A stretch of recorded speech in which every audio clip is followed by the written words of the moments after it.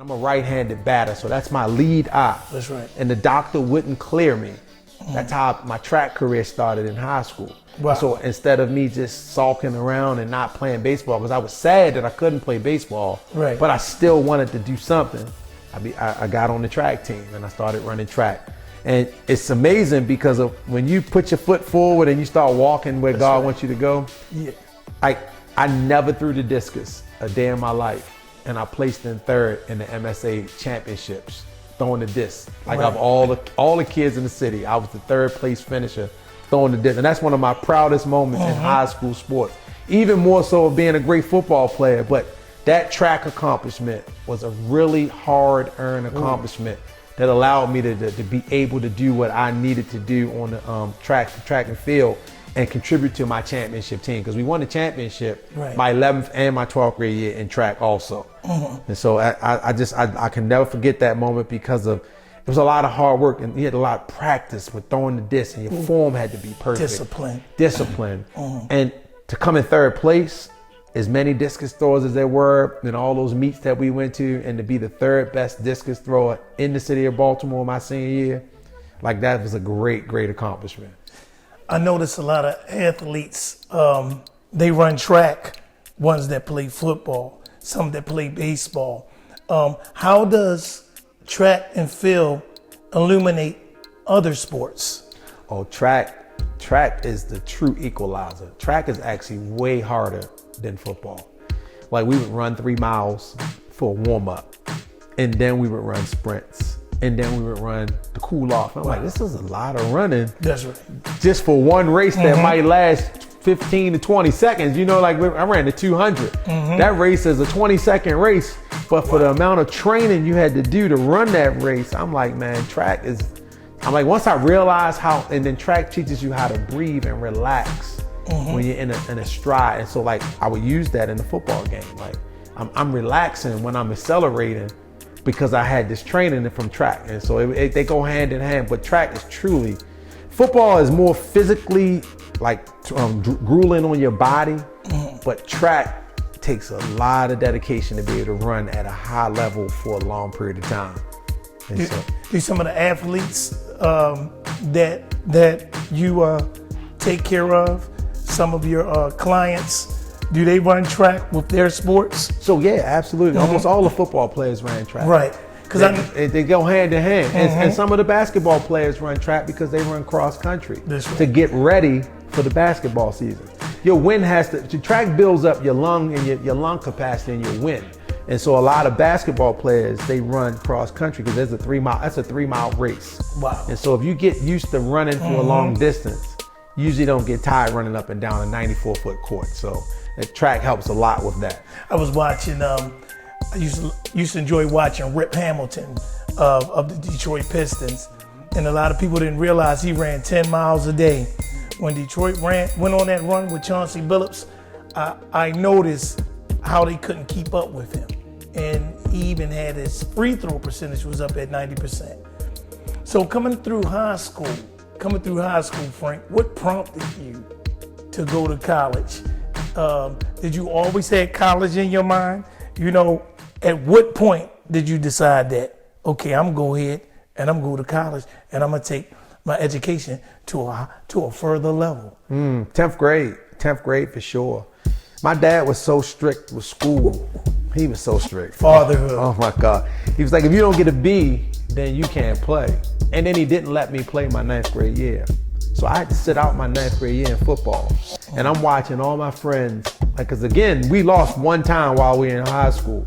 And my friends won all their games in their 9th grade year. So I could have been 39-1 in high school if I had played my 9th grade year. Because they went 10-0 also that 9th grade year. Wow. But watching them play and not being able to play, but I had to come home every day and study.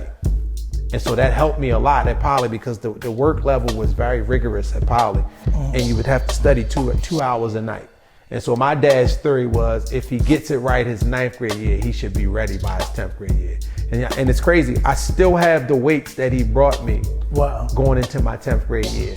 I still have those weights 30-something years later. And I would lift those weights every single day to get ready. And it just helped a lot. Because I knew like, I'm going to college because my parents can't afford to pay for college. So I gotta go. And football will be the ticket to get me there. Frank, I want you to share with the people what it takes to achieve the goals that you achieved as far as your academic achievements through high school, through college. What type of classes did you have to take to become a sports agent, to get your BS and your law degree? Like, what type of classes? I know they were serious mathematics classes, technology, these STEM type of classes. What did it take for you to achieve these goals in your education, to empower yourself, to empower others? Well, you know, education is always key. Like, without education, you can't do anything at an elite level. Because no matter where you work at in the country, and I speak to young people about this all the time, your skill set is either going to open the door or it's going to prevent you from walking through the door. And that usually is from the foundation of education. So what you learn in high school could do one or two things. It could either open the door for college or to close the door for college. And I ask young people, do you want to work at a company where it doesn't require a lot of knowledge and they pay you a very little bit of money, or you have a high level of knowledge and they pay you the dollar amount that you're worth? And most of them say the latter, which means that you're going to have to really be highly educated. And so I was educated in high school at Baltimore Polytechnic Institute, and I was a part of the science option because they have science, engineering, and technology at Poly. I did the science option.